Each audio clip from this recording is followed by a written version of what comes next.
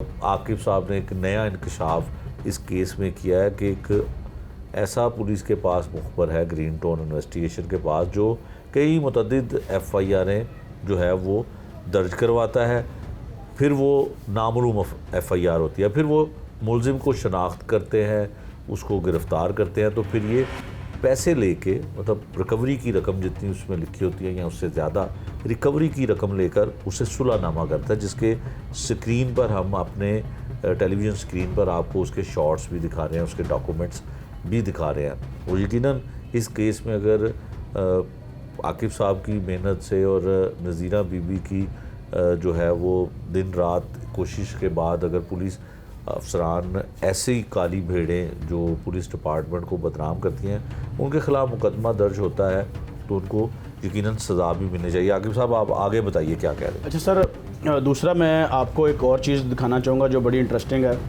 ये वो यशवा मसीह का टोटल रिकॉर्ड है जो मैं आपके कैमरा के या आपके तवसत से, आपके चैनल के तवसत से दिखाना चाहता हूँ लोगों को कि दर्जनों मुकदमात हैं इसी नेचर के जिनमें यशवा मुद्दई की तादाद 12 आ रही है। जी सर, 12 FIR हैं और इस 12 FIR में एक भी पुलिस स्टेशन कोई और नहीं है। 12 FIR जो हैं वो ग्रीन टाउन पुलिस स्टेशन में दर्ज हुई है, ये भी एक काबिल ज़िक्र चीज़ है। अच्छा जी, आगे बताइए। उसके बाद सर ये लोग यशवा की मदय्यत में और इसके अलावा भी जो इनके टाउट्स हैं उनकी मदय्यत में झूठे मुकदमे दर्ज करते हैं 11 तारीख को, 12 अप्रैल को और 13 अप्रैल को। ठीक है। उन मुकदमात में ये शनाख्त परेड करवाते हैं इसकी। और अम्मा जी जो नज़ीरा बेगम हैं उनके तीनों बेटों को गिरफ़्तार किया जाता है। जी, पहले उनके एक बेटे को गिरफ़्तार करते हैं। अम्मा जी चूँकि चांद रात थी, सुबह ईद थी, अम्मा जी अपने बड़े बेटे को जो मोड़ खुंडा इनका गांव है बेसिकली, वहाँ पे उसको बेटे को इतला देती हैं कि बेटा तुम्हारे छोटे भाई को पकड़ लिया पुलिस ने और आके पता करो। उनका बेटा जब यहाँ पे आता है वो आके थोड़ी सी बदमज़गी करता है पुलिस वालों के साथ, भाई इसको क्यों पकड़ा, मुझे कोई वजह बताओ। ठीक है, उसको भी बिठा आसिफ उसको भी बिठा लेता है और तशद्दुद करता है उसके ऊपर। ओके। उसके बाद अम्मा का तीसरा बेटा वसीम जो यहीं पे एक लोडर रिक्शा चलाता था, अम्मा ने उसको भेजा पुलिस स्टेशन कि बेटा जाओ भाइयों का पता करो, वो अभी तक आए नहीं है, आज दिन एक गुजर गया। तो इन्होंने उसको भी वहीं पे बिठा लिया। ठीक है। और इन तीनों को शनाख्त परेड पे इन झूठे मुकदमा में बंद करवा दिया। और तकरीबन 1 माह पे ये अम्मा के तीनों बेटे शनाख्त परेड पर रहे और उस दौरान इन्होंने अम्मा को डराया और कहा कि हमें जो भी कुछ है तुम्हारे पास दे दो वरना तुम्हारे बेटों को जान से मार देंगे। अम्मा अपने तौर पे कोशिश करती थी थाने में बेटे ढूंढने के लिए या इधर उधर, उनके बेटे चूँकि इन्होंने शनाख्त परेड पे बंद करवाए थे तो अम्मा को नहीं नज़र आए और अम्मा एट दी एंड मजबूर हुई। अम्मा ने इनकी बातों में आई, अपने बेटों की लालच की, ज़िंदगी की लालच में अम्मा ने इनको अपनी बेटी की गाड़ी सेल करके, बेटी इनकी ऑनलाइन कोई जॉब करती है, उसकी गाड़ी सेल की और 36 लाख रुपया इन गाड़ी के वो कहती है कि 50 लाख की थी, गाड़ी 50 की थी। चूँकि इन्होंने एमरजेंसी में सेल करवाई, वो फिर आसिफ ने खुद साथ जाके सेल करवाई और जितने में भी सेल हो सकी इन्होंने सेल करवा के वो 36 लाख रुपया रिकवरी आसिफ ने, रिकवरी की मद में बेसिकली तो वो जो मेरे मुताबिक है वो एक्सटॉर्शन की अमाउंट थी, बत्ता था, बत्ता। ठीक है, वो इन्होंने बत्ता लिया अम्मा जी से।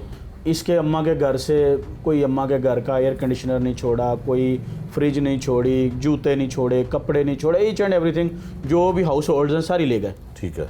उसके बाद जब मई में अम्मा जो है 1 मई को अम्मा जो है वो मेरे पास आती हैं, मुझे बताती हैं, हम चीज़ें ढूंढना शुरू करते हैं और हमें ये रपट जो है वो एक मिलती है जहाँ से काम शुरू होता है। उस रपट में 7:45 पे अम्मा का बेटा गिरफ़्तार था और जिन मुकदमों में अम्मा का बेटा अरेस्ट था वो मुकदमात अम्मा के बेटे के 3 दिन बाद, वकूए 3 दिन बाद के थे। ठीक है। आकिब साहब, काफ़ी सारी तफसील जो है वो अम्मा जी ने भी हमें बताई। कुछ सवालात हैं, कुछ सवालात इस तरह से हैं कि जब नज़ीरा बीबी का बेटा पकड़ा जाता है, किसी सीनियर के पास, SP के पास, DIG के पास, CCPO के पास कोई नहीं जाता?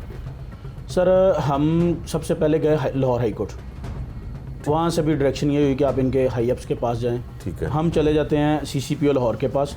ठीक है। वो इंक्वायरी मार्क कर देते हैं SP सदर शहजाद रफ़ीक अवान साहब को। ठीक हो गया। शहजाद रफ़ीक अवान साहब उस इंक्वायरी में अपनी एक रिपोर्ट देते हैं जिसमें वो बड़ा क्लियर कट इन तमाम पुलिस अफसरान के बारे में लिखते हैं कि इन्होंने अपने फ़राइज़ में जो है ना गफलत बरती है और अपने इख्तियारात का नाजायज़ फ़ायदा उठाया है, ठीक है।